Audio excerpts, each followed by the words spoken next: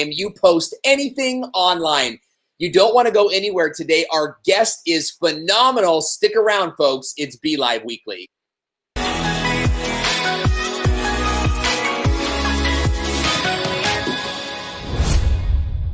Hey, welcome back to Be.Live Weekly, where live streamers like you tune in for tips to grow your Facebook Live show. I'm Owen Video, and you can give me 5. That's right. Type notes into the comment section now if you want to get notes for today's show. And hey, by the way, do you want to reach a wider, bigger audience? Because if you do, then you need to order Be.Live. Be.Live is the software that we're streaming with right now, and you can discover the quality of branded live streams on Facebook and YouTube at the same time. We're actually live streaming on Facebook and on YouTube at the same time right now. And with Be.Live, you can bring in multiple guests. You can get real-time comments and chat with viewers. You can share your screen and play videos. You can do so much more. Get your 14-day free trial at epiclivevideo.com. And there's something else. Get your free trial at epiclivevideo.com, or you can go to the website and just purchase right now and get 30% off when you use the code owenvideo. Our guest today has a phenomenal story, and I would love to know, before we bring him on, I would love to know our question of the day. What is personal branding to you? What does that mean to you? Share your thoughts with us in the comment section below. I see Jerry Wald logging in. Great to see Jerry Wald. Raluca is in there, Ursula, and we want to say hi to all of our friends watching in the Be.Livers watch party and in the Video Marketing Learning Center group. You might be wondering, what's going on?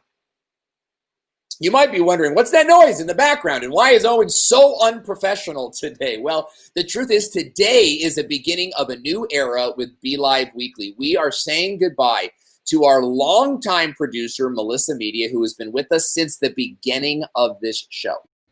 She has, since the beginning of this show. In fact, when I got hired to do this show, I begged the owner of Be.Live. I said, please let me do a show. And I hired Melissa immediately after they hired me. And so it's been a blast to work with her. She is going off and doing new things, and we wish her well, but I'm pressing all the buttons today, so I'm a little bit like Beethoven.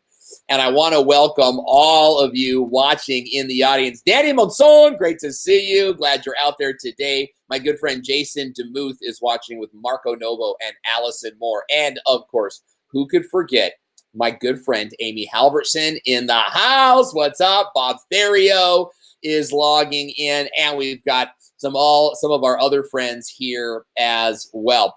We're talking about personal branding today, and the reason that personal branding is so important is because really it's the flavor that flavors everything. You know what I mean? How many of you have been in a situation where you go to a restaurant and you order a steak, right? I love steak. Anybody, chicken fans or fish? Like, who orders fish at a restaurant? Like, I'm not that guy. But if that's your imagine getting your favorite thing, right? And then it comes out onto your table and it's just this like floppy, piece of garbage. You know what I mean? That they've now given you a garbage dinner to eat. Well, this is sort of like your personal brand. And even though you might have great content, you might have a great business model, but if the way you're presenting yourself is not consumable, if it's not something that people like are inspired by, then you're going to struggle. And our guest today is no stranger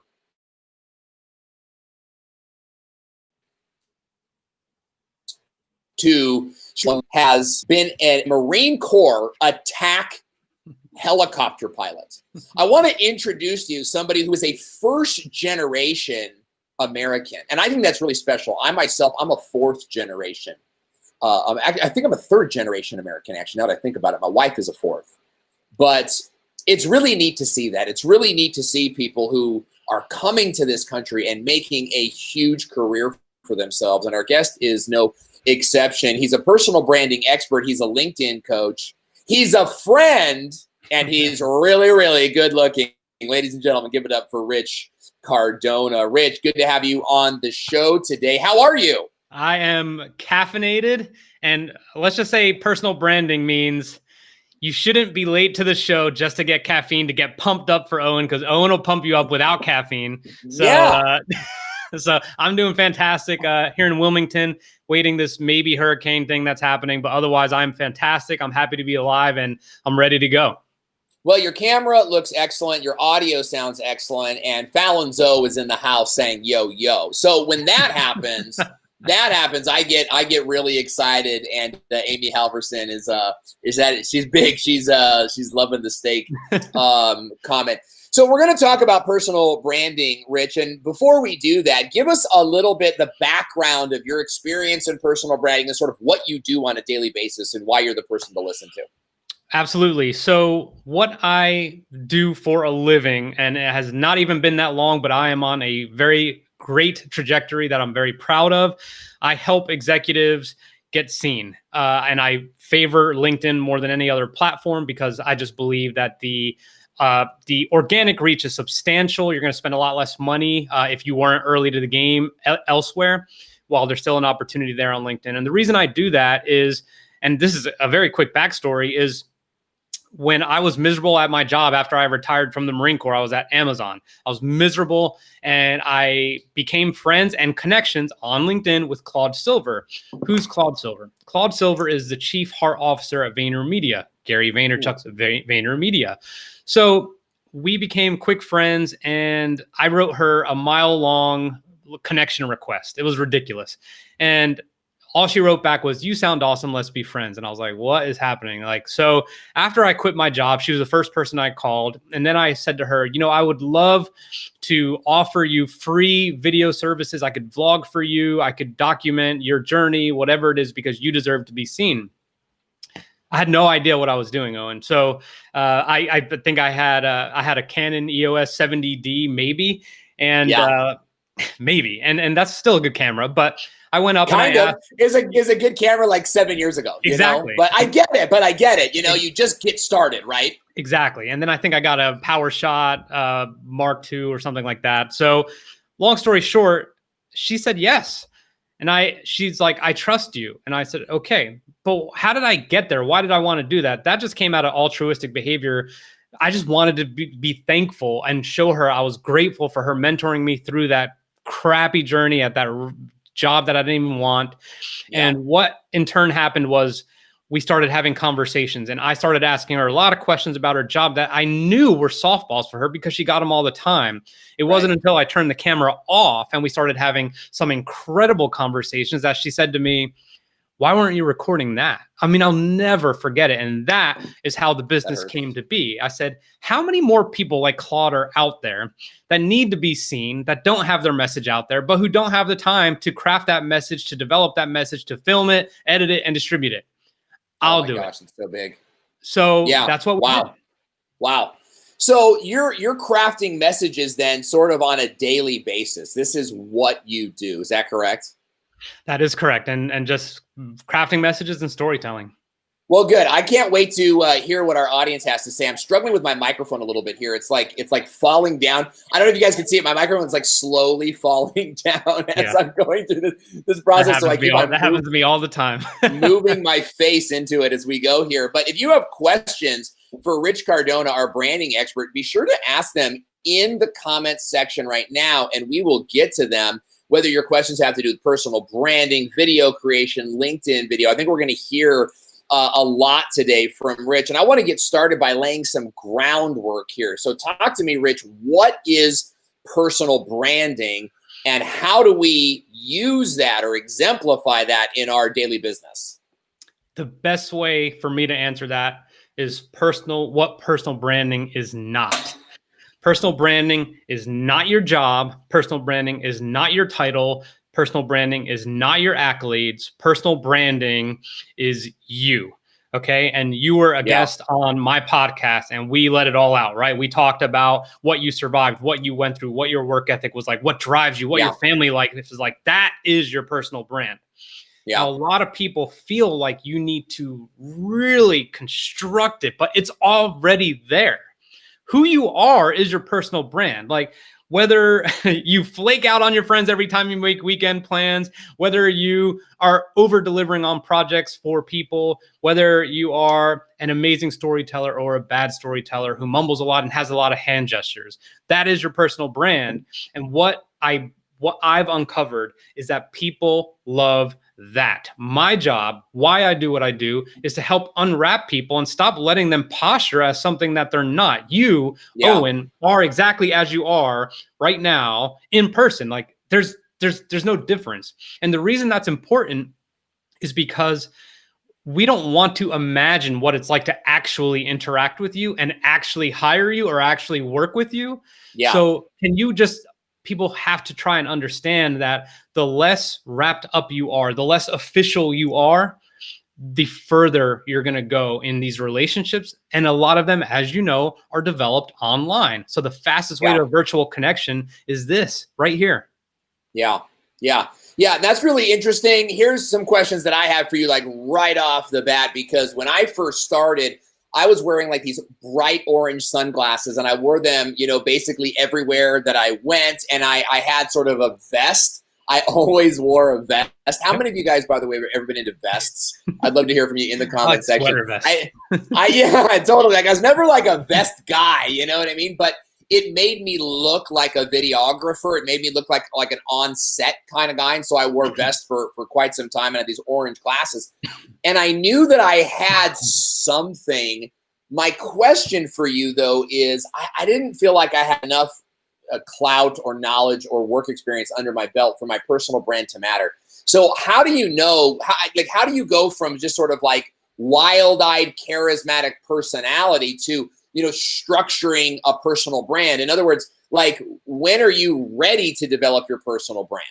As you develop your skill sets, especially if you're an entrepreneur. So you were wearing that get up, number one, for attention, and number two, as a substitute for the social proof that you were attaining as you were doing it. Does that make sense? So yeah.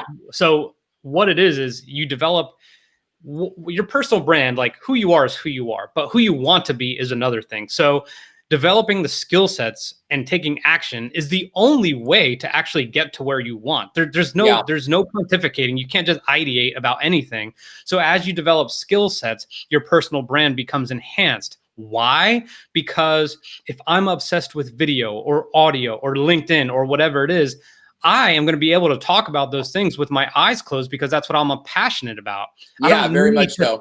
Yeah, I don't need to think about it. It's just who I am. So becoming obsessed with things and what you want to learn and what you want to do and how you want to impact people is always just the fuel that keeps the obsession going and the energy to do it going.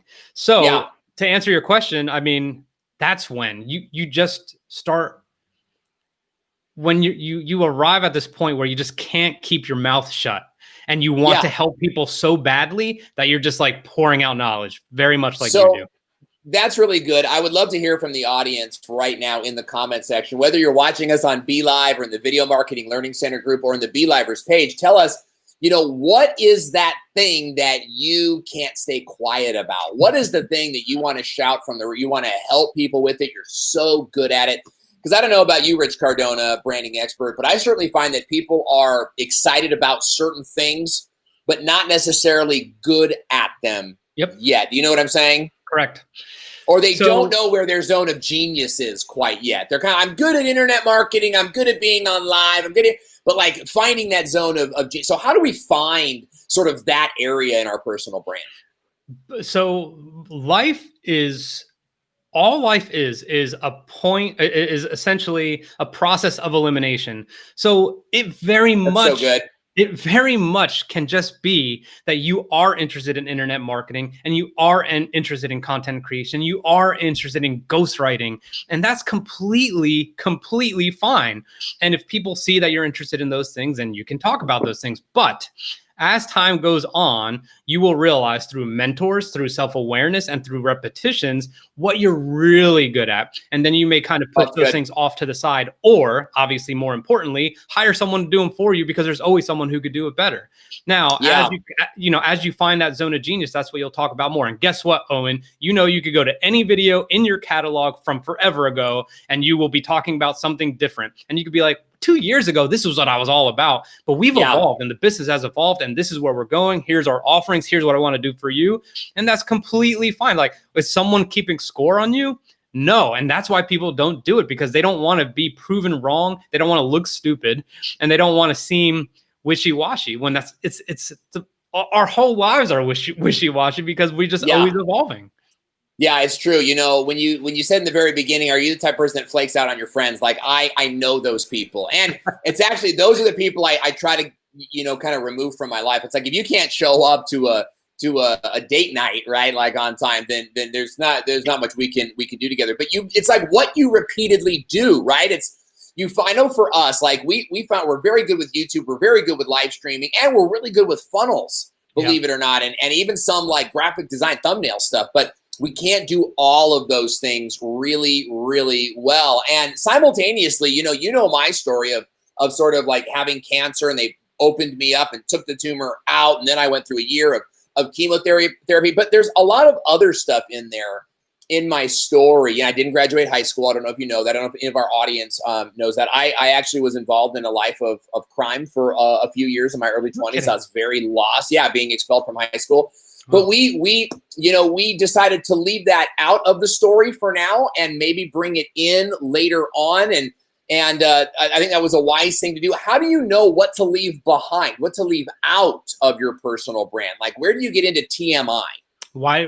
So why did you leave that part out? Like, why did you leave it out? That's a great question. We left it out, and we're not really ready to move it in until we had built up more of a solid reputation on integrity, where we could go back and say, oh my gosh, that's shocking that Owen was involved in that kind of stuff, versus sort of like putting it in there to create a little bit of distrust. Like if we had came out too early with that, I think it would have created some distrust. And that was our thinking at the time. What are your thoughts on that, Rich Cardona? Yeah. So my thoughts are this. Well, number one, I really deeply believe in, your gut instinct. And if you are not ready to present information about yourself or your personal life or about your past, then you're not ready. But the reason I ask you that is because a lot of the stories, the best stories, happen when we've kind of come full circle, right? Like that was a complete surprise to me. Thinking of everything I know about you and everything that you've done, I'm like, oh, wow. Does that make me feel like I'm not sure about this guy anymore? Of course not. Of course not. But the answer is, if you feel like it's early, then it's probably early. And I really absolutely wish I could give you some kind of, here's some bullets and some check marks that you could have to know when you're ready. But the truth is, you just simply won't want to keep it inside, because again, more than anything, that story or that journey is going to be helpful for someone to hear. And maybe you just aren't at that place yet, but what it's like to help someone, and when it's time. That's a great, and I'll tell you, it's very subjective what you're saying, because it's based on sort of feeling, right? When you feel, and normally I'm sort of opposed to that. I'm more of like an objective truth kind of guy, like tell me when and tell me what to do. But having, got to this place in my career, I totally get that. I want to hear from the audience. How many of you guys trust your gut feeling?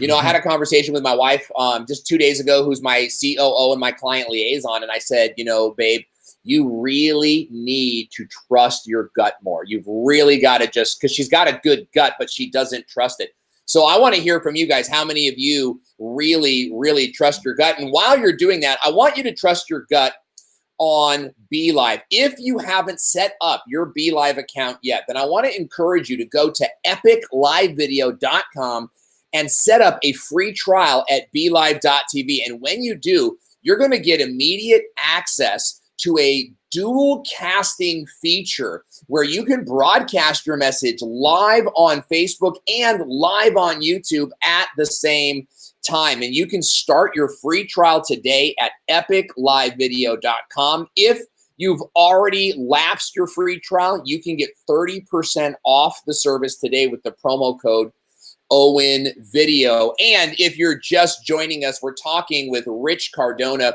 who is a personal branding expert, and he's sharing with us how to build your personal brand online. So Rich, I want to jump into some nitty gritty and talk about some of those bullet points. So when somebody comes to you and they say, Rich, I'm ready to build my personal brand, what does that mean? What are the bullet points of building a personal brand? Absolutely. So I usually take the approach of we do an hour-long kind of discovery call where I learn as much as I possibly can about them. And I am jotting down notes left and right. I try and just talk less, listen more, and just take as many notes as possible. That is the most important thing. You and I probably know that people enjoy talking about themselves. People just don't enjoy posting about themselves or posting videos about themselves, right? But people do like to talk about what they have going on in their life, what they're experts at, what their industry, what their industry pedigree is, all these things. So I take notes on all of that. And by the end of that call, I'm able to kind of put them into themes like entrepreneurship, your military transition, and your personal life, and maybe one other. I always include personal life, slice of life type stuff because that's what it is. And, I'm sure you know Sarah Dishi, but I'll never forget. She said once, one for me, one for them. And I love that. I do believe there is absolutely room for a balance in terms of what you're putting out. But to answer your question a little bit more fully, I break down what it is that they are experts in, what it is they love talking about, and that can be useful to someone, and then some slice of life, and then maybe one other theme. After that, we go ahead and do our research online in multiple places using some multiple platforms to say, hey, who's asking what about this? Because if I have an executive coach who just wants to talk about what he wants to talk about, that's not going to do it, right? You have to obviously do some research to determine in the marketplace, in that field, in the world, in the States, in Arizona, if you live there, whatever it is, what it is that they need to talk about. Yeah, I want to just kind of really emphasize that, because you mentioned if you've got a client who only wants to talk about what they want to talk about. Wow. I have coached hundreds of business professionals and helped them to launch YouTube channels. And that's probably the number one thing I hear is like, I want to talk about X, Y, Z. And there isn't sort of this frame built. You've got to build a frame around your core audience, and there's sort of like your purchasing audience, but there's also like the like, view, share, and comment audience, which, of course, right? You know what I'm saying? So like, dig, like, how do you approach that with somebody who's like, look, I've been on a book tour. I get hired to do big speeches and I'm a big to-do in my industry. And how do you take that person and say, dude, what you're doing is kind of wrong? I just signed 2 clients, big clients I'm very, very excited about, who are very, very, very well known in the military community, on the speaking circuit, authors, like all this stuff. And it's fantastic. And they know what they want. And that is not always a recipe for a good client and vendor relationship, because they could come in, I don't want to say ignoring your expertise, but not being as impressionable and willing to be collaborative in that manner. So what do you do? How do you soften it up a little bit? You have to show them with social proof. I am so unbelievably big on social proof. And I use an example with them recently of someone who's a State Farm agency owner. He's an entrepreneur. I mean, kind of belongs to State Farm, kind of doesn't. And he really doesn't want to talk about insurance. He has a lot of different things he wants to talk about. I'm like, dude, you need to talk about insurance on LinkedIn. Trust me, no one's doing it. So he started making videos and his numbers went through the roof, and his insurance videos don't do nearly as well, but they steadily are increasing in views and comments because he is sharing things that people just don't know. You have to show them the light. And I think a lot of that comes with a proof, social proof that what you're doing actually makes sense, because up here, just talking, it's not always going to hit. So you need to be able to back it up. And look, I was one of those guys reluctant to be like, I'm not relying on data. I just told you it's a gut feel when to go ahead with your story. But you have to do it, man. You can't fool anybody if you can't show them exactly what happened, how I took someone from A to B, and what happened in between and what my role was. Okay, so I want to ask a couple more questions and then move more into the LinkedIn side of things, because I am a huge believer in LinkedIn. I am a big believer in going live on Facebook and then repurposing that content onto LinkedIn. And I'm hoping that you'll give us some strategies there. Before we move on, I want to let you guys know that my comments are not working. I see your comments. I see Vera Schweiger is in. I see Susie Bowers, who is just cracking me up. Great commentary today, Susie. Raluca and Duchess Freeman, who says, I don't think I will ever be ready to talk about my past. That, I'll tell you, that to me, first of all, it pulls on my heartstrings a little bit because I want to know. But, you know, what do you say, Rich, to someone who says, oh, I don't think I could ever talk about my past? What do you say to someone like that? You don't have to, but you'll never know. You'll never know how liberating it may feel to do it. I have plenty of skeletons in my closet that I know I'm not ready to talk about yet. But when I arrive in this mythical place that I feel like is success, I will be able to share those because I worked my butt off to get to this place where the stage is bigger, the audience bigger, and more importantly, the bigger audience does not mean more money to me. That means more impact to me. That means more eyes, more ears, more help possible. Yeah, guys, I'd like you to just like bomb this thread right now. Just click the like bombs or the hearts and just like bomb that up, because what Rich just said is so big. It's not just about the customer base, right? The customer base is there. They're there, but they're at varying points. They're ready to buy, but they don't have enough money. They have enough money, but they don't know who to buy from. And your content is going to help move them towards the bullseye of doing business with you. But if you focus on only those people, you're missing out on this wider viewing audience, the people that will like and comment and share.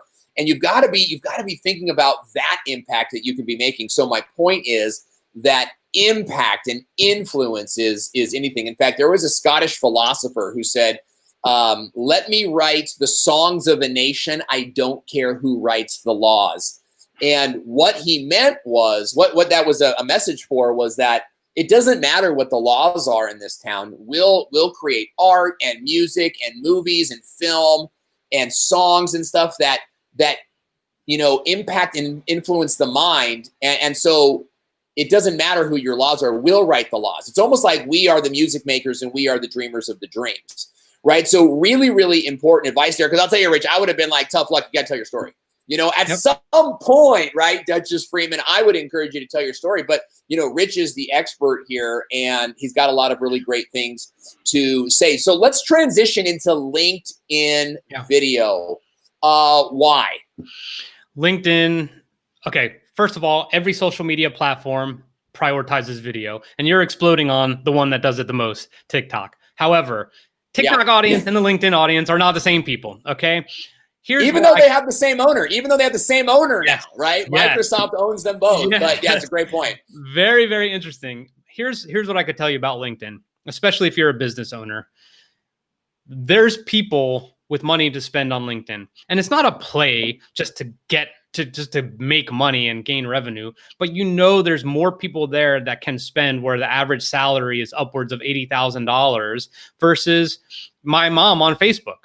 You know, and look, I'm late to the game on Facebook, and Instagram is just this weird, disorienting place that I'm still figuring out. But, you know, is that where I want to go to sell? Not necessarily. It can be if I had a product, like a fitness product or something like that, and I could spam the hell out of everybody. But LinkedIn is for busy professionals. The reason video on LinkedIn works is because video works everywhere. Okay, this if someone were to read a transcription of this interview, you might fall asleep because you're just not seeing it, you're not hearing it, you're not feeling it, you're not seeing how excited we both are or whatever it may be. So the reason video works on LinkedIn as well is just because it's a pattern interrupter, and there has been a huge spike since COVID. But there's not a lot of people who are dedicated to making videos on a consistent basis on LinkedIn.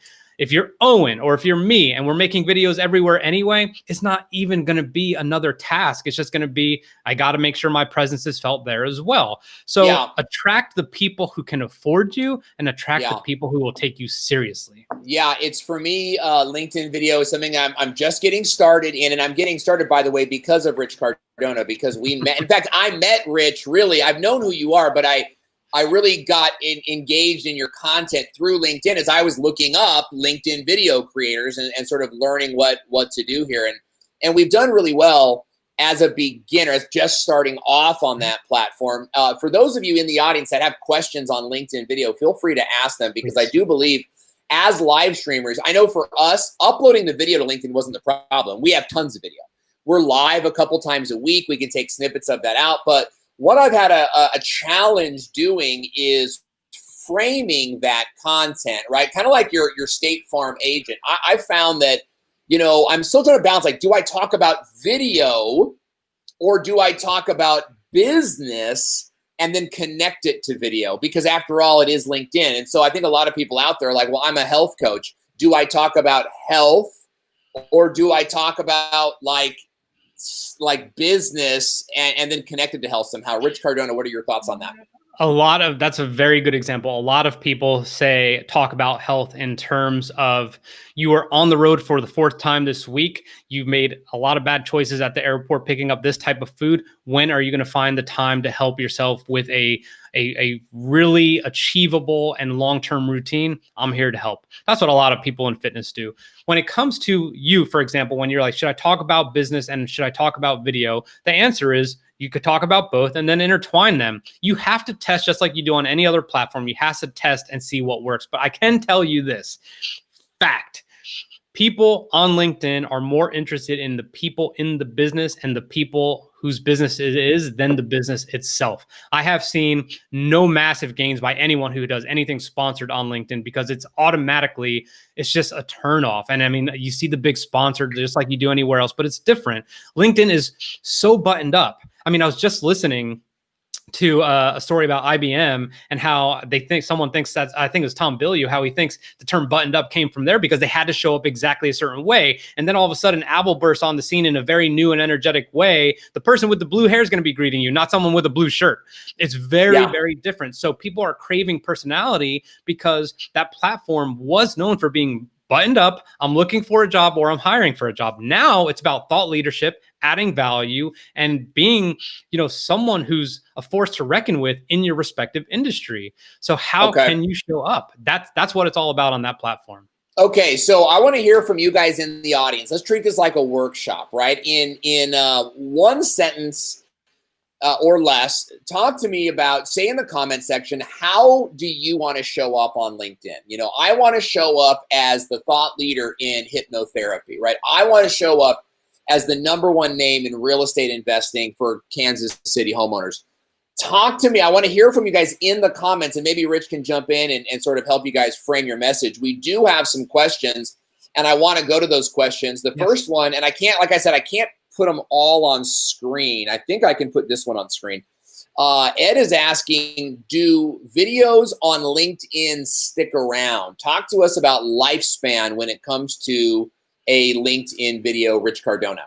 Very rarely does a video last more than 24 hours.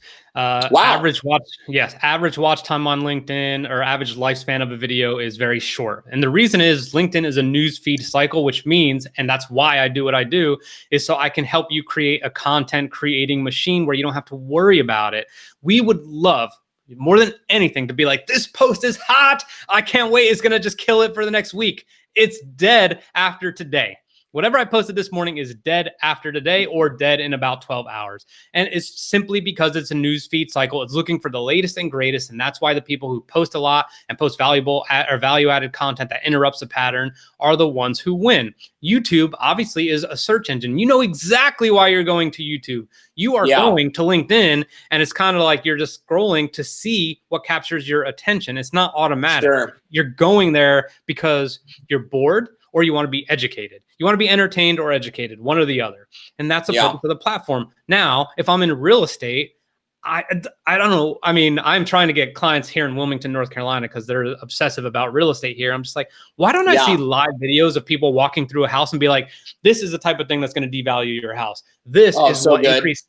You know what? This increases house's value by $10,000. This is the piece of paperwork that everyone messes up and adds 7 days to your timeline. That's the stuff that people want, not you. Just what can help you. What can help you?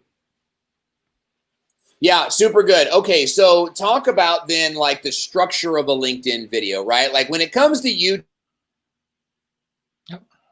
YouTube, we sort of you know, we sort of have got some education there, and there's lots more available online, not just through the courses that I teach, but my colleagues, and even Facebook Live, right? On Be.Live Weekly, we've been streaming for 2.5 years now about how to go live on live stream. But LinkedIn is sort of a new thing. We've got, you know, who are some of the thought leaders over there? And then walk us through sort of like, what does a LinkedIn video look like? Is it widescreen? Is it vertical? Yeah. Is it captions? Is it live? And Bob Therio's got a great question on live. We'll get to that in a second. So talk to us about like what makes a good LinkedIn video. But before you answer, I'm going to take off this lower third so that we can repurpose this segment later on. So let me ask that one more time. Rich Cardona, branding expert, talk to us about LinkedIn video and the format of a LinkedIn video. What does a good LinkedIn video look like, and who are some of the influencers in that space? LinkedIn video should look like this. In my opinion, I absolutely think 1080 by 1080 or 1-to-1 ratio, square ratio, so you can repurpose it to Instagram, but 1-to-1 ratio. So that way you can add borders and titles. You have to focus explicitly before you focus. The content needs to be the content. I'll get to that in a second, but you have to catch people's attention in more ways than one. And a video might be it. A thumbnail on top of the video or a still to start the video might be one. So first or second frame being a still picture of you smiling, whatever it may be. And then the borders that are going to say exactly what it's about, or something that's eye-catching. If I was, let's say, just like I was talking about real estate just 2 seconds ago, the borders on that video would say, this will make you $10,000 on your next closing, or whatever it may be. Why do I want to press play? An attention-grabbing headline, right? Yeah, okay. And then obviously, but it doesn't end there, right? So like, that's just to get people to watch the video. But does my copy matter?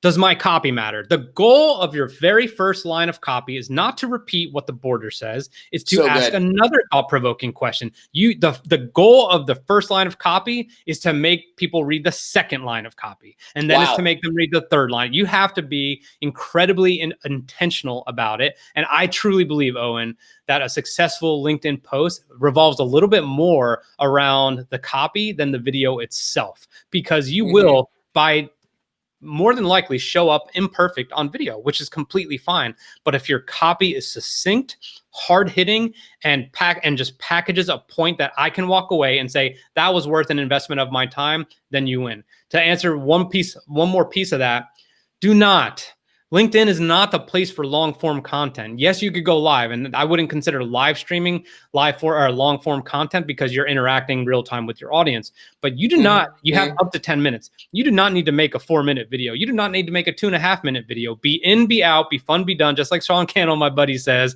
So do that, keep it a minute, and if you want to stretch it out, do that once you have a following. Once you have a following connection. So I really believe 1,000 connections is kind of the starting point on LinkedIn. You need to be adding at least 500 a month, because that's what's going to get that organic reach machine going.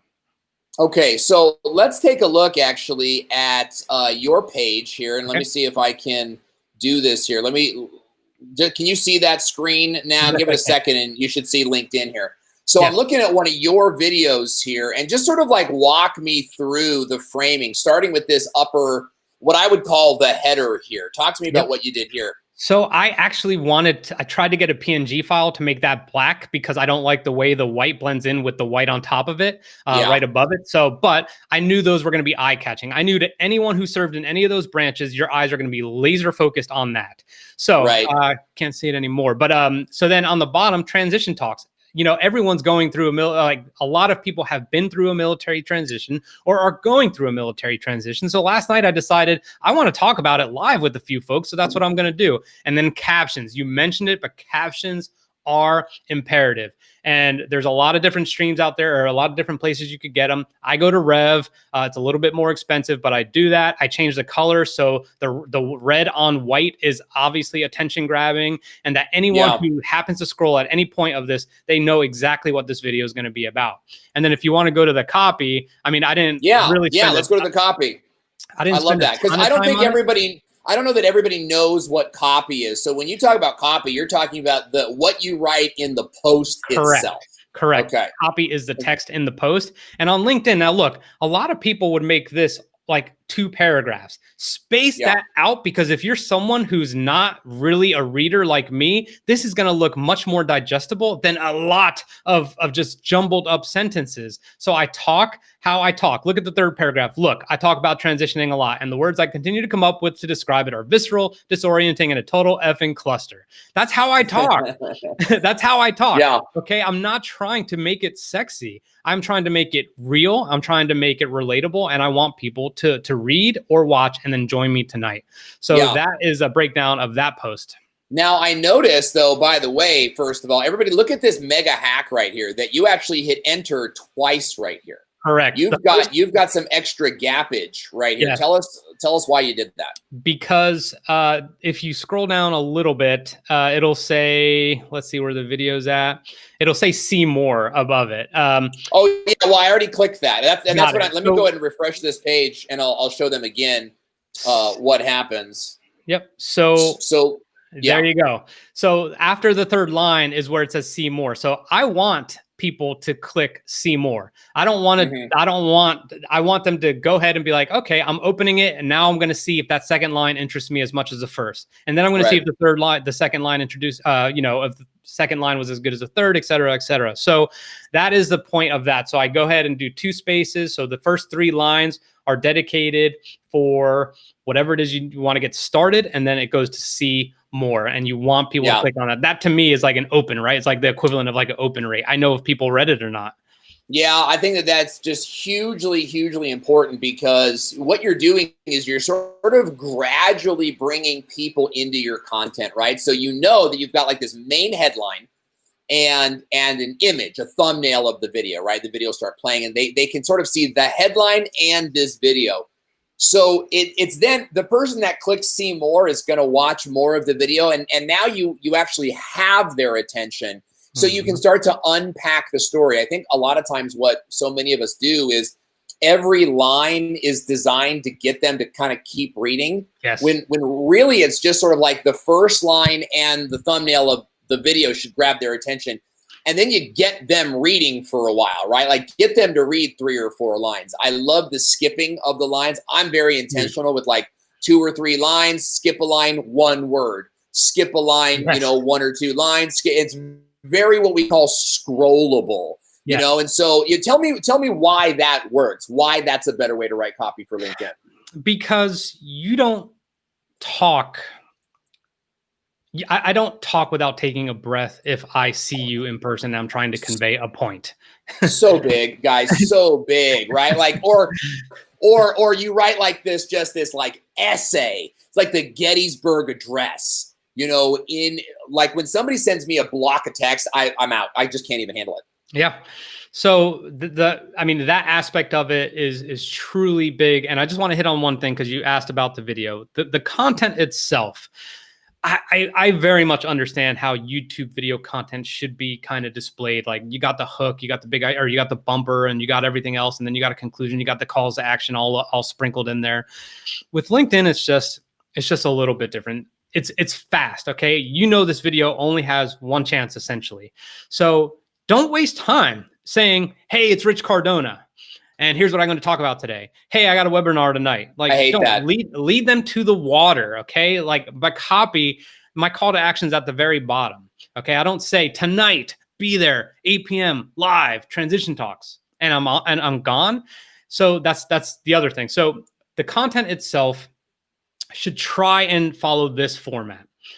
I always like to use this format for a story. Normal, explosion, and then new normal. Okay. So I'm talking about, in that video, I'm talking about, transitioning, how it was. And then I talked about how visceral of an experience it was and how I kind of, came to and learned a lot. And then I talked about the result is now that I know how difficult it may be, and I have some of the things that can help you, I want to help more people. That is my new normal, is to share as much as I can to make sure that you don't go through a hellacious transition, no matter how prepared you are or how prepared you aren't. Look, I love the term hellacious at the end of the day. I don't even care what it means. You know what I mean? But it reminds me of halitosis. And so I'm assuming it means it's a miserable experience. But let's just review that again. Review the 3-part strategy for a LinkedIn video one more time, because I have some comments on it. Absolutely. So storytelling format, what you can do is a normal, explosion or event, new normal. And I will tell you, and I already did it in this interview. I told you about Claude. Okay. I told you I was miserable at Amazon. That was my normal. I told you I offered to film for her and she said, I trust you. That was the event or explosion. And then I told you the new normal, which was I do that for a living and I would rather be doing that than anything else in the world. And that's why I'm thriving and that's why I'm happy. Yeah, and that's really huge. I want you guys to really grab on that 3-part structure, because we use a very similar structure in any type of impactful video, where you have the before state and the after state, with the crossing of the river in between is your explosion event. So it's like, you were here. What was that like? It was miserable. I was stupid and dumb and girls wouldn't date me. And I pimples on my face. And then, I got the wonder cream, the wonder lotion, right? And now I'm in this after state where, I'm buff and women love me and men want to be me and this whole thing. But before state, changing event, and then after state, I think is very, very important. Rich Cardona, what type of results should we sort of be expecting from LinkedIn video? Can we expect someone to watch our LinkedIn video and then throw us their credit card numbers in the DMs? What are your thoughts on results we should be seeking for? Nope, absolutely not. I do not anticipate that's how it goes. And I'm telling you from experience and from client experience. And the reason is people on LinkedIn, more than Instagram and more than Facebook or anywhere else, actually do want to develop relationships with you. They really do want to develop a relationship with you. They don't like for you to if someone commented on my post today and I wrote, by the way, I film, edit, and distribute content for busy CEOs like you. Here's my website. It's over. It's over. How about this? If Owen, if you and I were not connected and you saw one of my videos and you liked it and you left a comment, I would probably DM you and be like, hey man, great to meet another person in the industry. I look forward to seeing your content. See you around. Yeah. No risk, no harm, no foul. Develop the relationship. And it's real. It's real. Like if I met you in person and I did that, that would be just as off-putting. So why would you do it there? Why would you do it in a business environment? Second thing go ahead. Yeah. No, keep going. No, and the second thing is this, like, people, it's a slow game. And if you're willing to play the slow game, which I've been doing on LinkedIn, like, trust me, I experiment all the time. I could probably hack my way to 1 million views a month if I wanted to, but I'm not interested in that. You know why? Because it's not the comments that I get that are the most important. It's the DMs. And I just posted it on Instagram yesterday. I got a voice message from a guy who's saying, hey, I listened to your podcast about this. I'm so glad you brought that up. I've been really hesitant about free work, but I realize there's a lot of value in it if I can afford to do it to make a reputation for myself. That's what matters. And that's how you build your personal brand. And if you are able to cultivate your personal brand, people will be brand ambassadors for you, and you won't have to sell anything. That's true. That's absolutely true. Our good friend Scott Ayers, who's watching the show right now, he's built a personal brand off of his pectoral muscles. It's true. It's true. He could smash a Coke can in between his pecs. And that's why, Scott, we love having you in the audience. Scott actually hosts his own show, the Social Media Lab Live, which is on Facebook as well. And it's a phenomenal show. So we've got some questions. I want to see if we can go to these questions. Yeah. And one of them was from Dan Therio, who's asking about LinkedIn live streaming. So what are your thoughts on LinkedIn live streaming, and why the heck won't they give it to everybody? You're not going to like this answer. There's no rhyme or reason for why they say yes to people and why they don't. When I applied for LinkedIn Live desperately, like I was like, I want to be one of the new people. I want to be an adopter and all these things. They said in the application process that they needed to see what you had on other platforms. So are you active on other platforms? That's a tell. Do you have video on other platforms? That's a tell. Do you have multiple live videos on other platforms? That's a tell. So I'm like, I went ham, and I'm like, I'm going to make sure my stuff is loaded everywhere, let alone LinkedIn. So I'm like, of course they'll let me in. So they did. But for some people, who do the same, they get denied. Some of the biggest influencers on LinkedIn Live or on LinkedIn don't have LinkedIn Live. And then I see someone with 1,100 followers who posts once a month and they're like, I got live. And I'm like, what is happening right now? So yeah, just apply again, write a very engaging reason why you want live and who you will help by having live video. Yeah, it's really good. I've applied 3 times and have not. Yeah, and I'm Owen Video, you know. So I feel it. Evelyn is asking, how many videos should you post a week?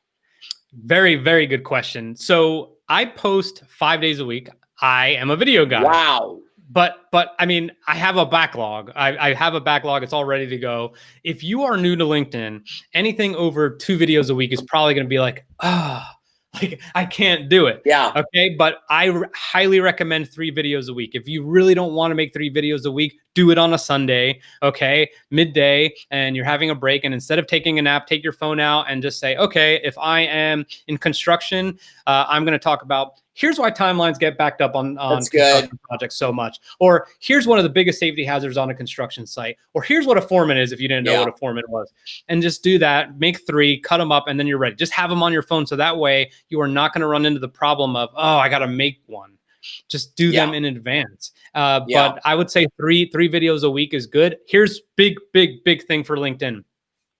You absolutely, positively need to establish your own algorithm on LinkedIn. You cannot post at 8 a.m. on Monday and then post at 10 p.m. on Wednesday and then post at Friday at 6 a.m. You can't just post whenever. So I have a very rigid kind of structure with my clients. I'm like, you are posting at this time on these days, and we're going to establish a rhythm because LinkedIn is going to be like, I've seen you before and usually at this time. So let's show it to more people. And look, here's the last thing I want to say is LinkedIn, if I have 16,000 connections, they're not showing my post to 16,000 people. Of course not. Our news feeds would be never ending if we did that. So what they do is they show it to about 5 to 7% of people, of your connections. And let's just say they show it to Owen and a few other people. And depending on your response, then they say, we'll show it to more, and then we'll show it to more. And then we'll start really showing it to 2nd and 3rd level connections. And then next thing you know, you're viral when and if that happens, which I would not, I'm not saying that usually happens for a lot of people. So just keep that in mind. So the more connections you have, the bigger that 5 to 7% of people they initially show it to is. Yeah, great points. And as Rich is talking, all of my comments just reactivated again. So like all my comments are pouring. I was trying not to get distracted. Okay, so you saw that. Absolutely. We've posted, Rich, your links in the chat area so that our viewers can connect with you offline. But as we close out our interview for today, what's the big piece of advice that you would give our audience on personal branding and even more tactically on LinkedIn video? Try and imagine, please just try and imagine someone you've helped before.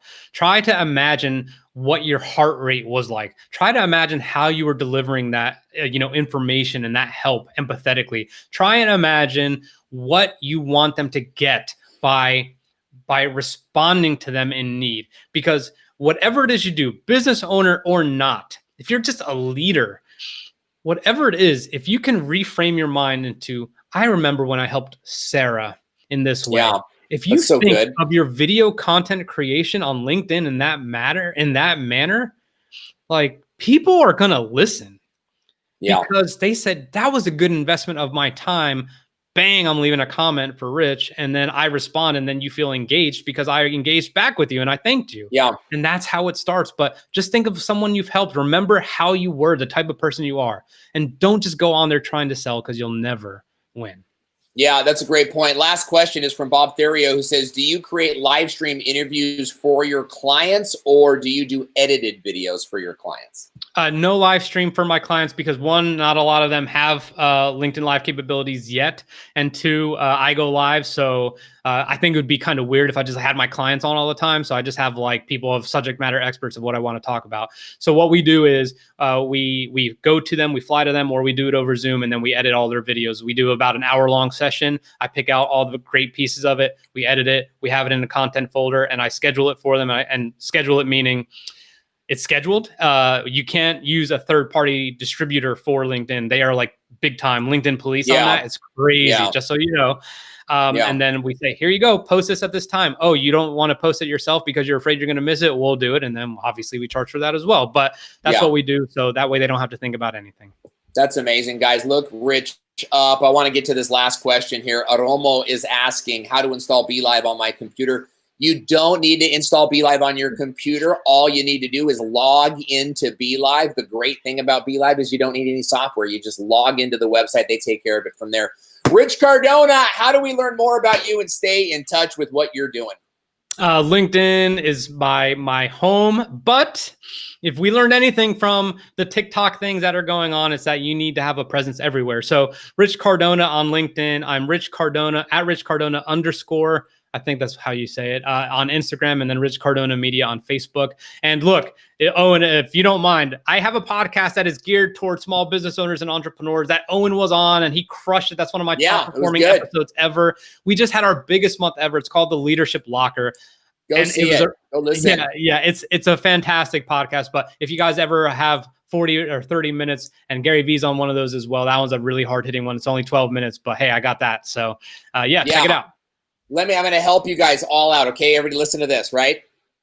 Alexa, play the Leadership Locker podcast, and I'll let you guys deal with it. Hey, thanks so much for joining us today. Don't forget to join us next week for another installment of Be.Live Weekly. Rich Cardona, great to have you. I'm Owen Video.